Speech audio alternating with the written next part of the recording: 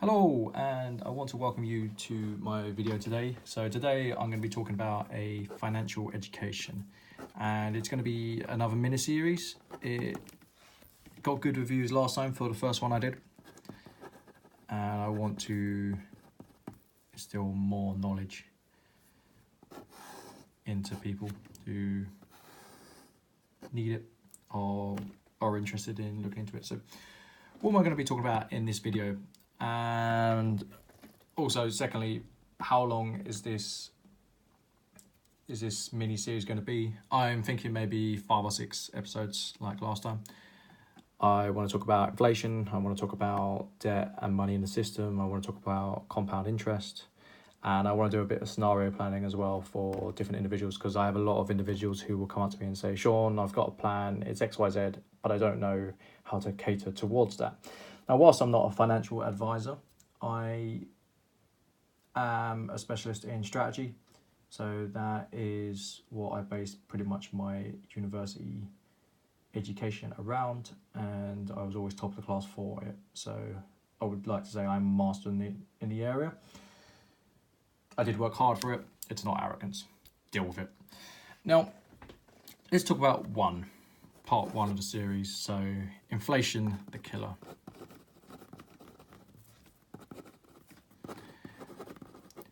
This video will make a lot of sense for people who may be wondering, why did you get into being a coin dealer? It's very simple. It was an amalgamation of things, and it all come together, and it made sense for me to get into buying and selling coins. So, now, this here is for educational purposes. This is £490. It should be 500. My brother cheekily took £10 when I was half asleep and said he'd pay me back.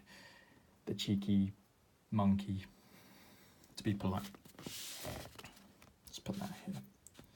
Now, each year, due to inflation, it's pretty much like this. It doesn't work this way, but due to inflation, I will be held to spend that much the year after, and that much, and it gets less and less.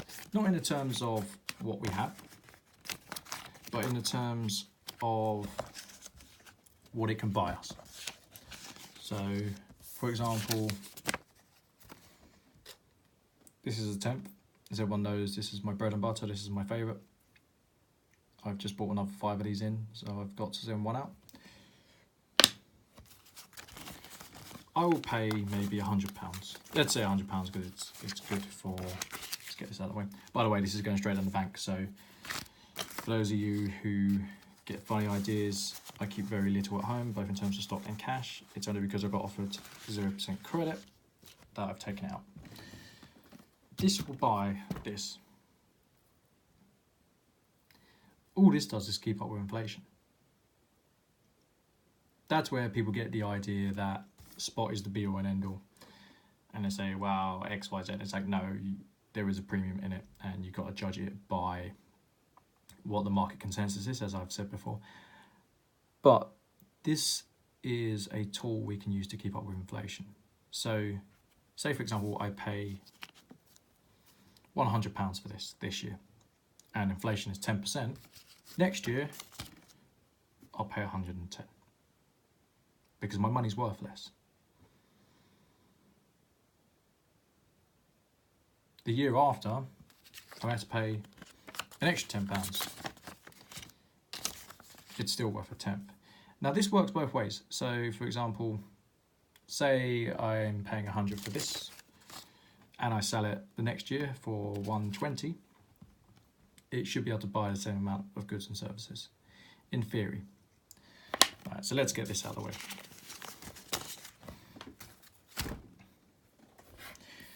Inflation is tedious because, say this is 100. Inflation is a compound interest. What this means is that each year it will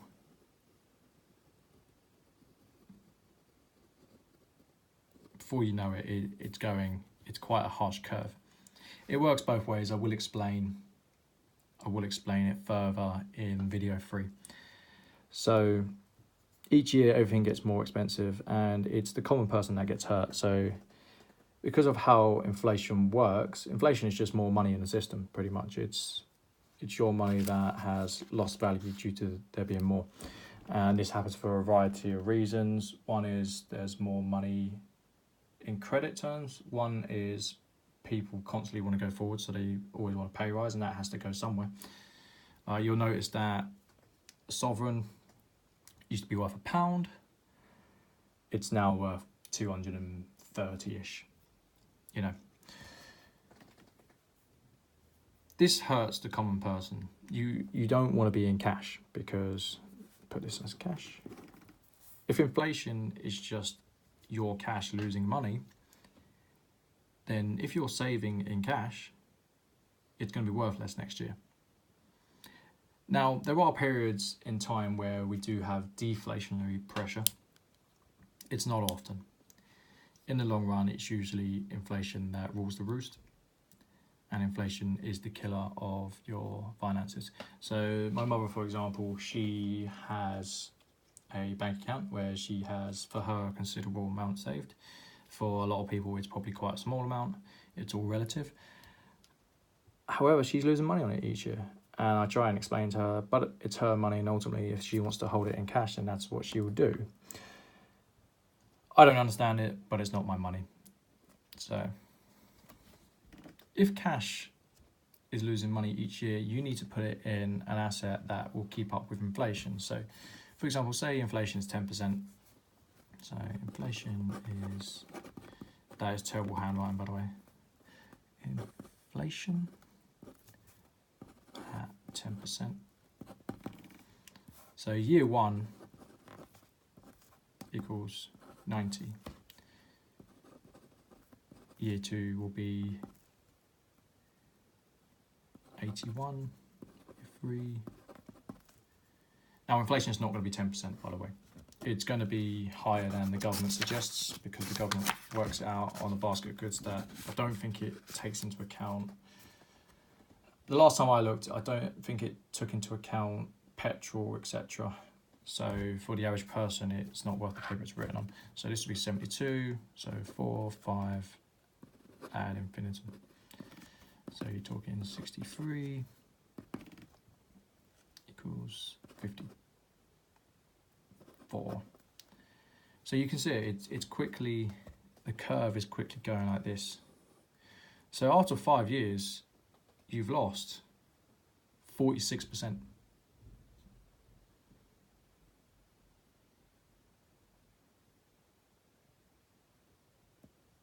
From top to bottom. So 100. That's on 10%. And the more it is, the harsher the decline. And I will explain this in the video for compounding as well, because it works both ways. So the bigger the percentage, the better the decline, or the better the uplift. It all depends what side of it you are doing. So if you can get on the other end where you've got an asset that compound interests at a very high rate, it will make you a millionaire over time. So, by the way, this is called the time value of money. Time value of money. So, and it is naturally built to do this. Every country in the world has done this, and I can't see that ever changing because of human nature. People want more. That's how we are built. So this is an introduction, so it's only episode 1 of a financial education. I will probably upload episode 2 in a bit. Episode 3, 4, 5, and 6, I'll probably spread it out. Like I don't want to overcommit. I want to do it in a way that people can absorb the information and